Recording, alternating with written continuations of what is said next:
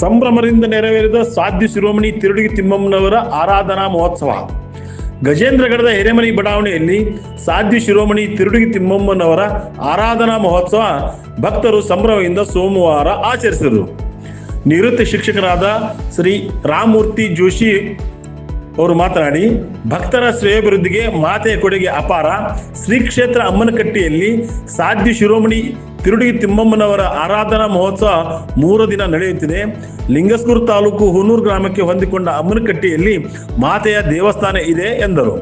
ಬ್ರಾಹ್ಮಣ ಸಮಾಜದ ಅಧ್ಯಕ್ಷ ರಾಮಚಂದ್ರ ಗಾಡ್ಗೊಳಿ ಮಾತನಾಡಿ, ಜೋಶಿ ವಂಶಜರಿಂದ ಸುಮಾರು 52 ವರ್ಷದಿಂದ ತಿರುಪತಿ ವೆಂಕಟೇಶ್ವರ ಸ್ವಾಮಿಯ ಪರಮ ಭಕ್ತಿಯ ಸಾಧ್ಯ ಶಿರೋಮಣಿ ತಿರುಡಿಗಿ ತಿಮ್ಮಮ್ಮನ ಆರಾಧನೆಯನ್ನು ಸಕಲ ಸದ್ಭಕ್ತರೊಂದಿಗೆ ಶ್ರದ್ಧಾಭಕ್ತಿಯಿಂದ ಆಚರಿಸುವುದು ಶ್ಲಾಘನೀಯ ಎಂದರು. ಬೆಳಗ್ಗೆ ವಿಶೇಷ ಪೂಜೆಯೊಂದಿಗೆ ತಿಮ್ಮಮ್ಮನವರ ಆರಾಧನೆಯನ್ನು ವೇದಮೂರ್ತಿ ಸುಧೀಂದ್ರ ಆಚಾರ್ಯ ಜೋಶಿ, ಶಂಕರ್ ಭಟ್ ಜೋಶಿ, ಕೆ ಸತ್ಯನಾರಾಯಣ ಭಟ್ ಇವರಿಂದ ಅಷ್ಟೋತ್ತರ ಪಾರಾಯಣ, ಪಂಚಾಮೃತ ಅಭಿಷೇಕವು ವೇದೋಕ್ತ ಮಂತ್ರೋಪದೇಶದೊಂದಿಗೆ ವಿಶೇಷ ಅಲಂಕಾರ, ನೈವೇದ್ಯ, ಮಹಾಮಂಗಳಾರತಿ ವೈಭವದಿಂದ ನಡೆಯಿತು. ನಂತರ ತೀರ್ಥ ಪ್ರಸಾದ ವಿತರಿಸಲಾಯಿತು. ಕಾರ್ಯಕ್ರಮದಲ್ಲಿ ಸಕಲ ಸದ್ಭಕ್ತರು ಪಾಲ್ಗೊಂಡು ತಿಮ್ಮಮ್ಮನವರ ಕೃಪೆಗೆ ಪಾತ್ರರಾದರು.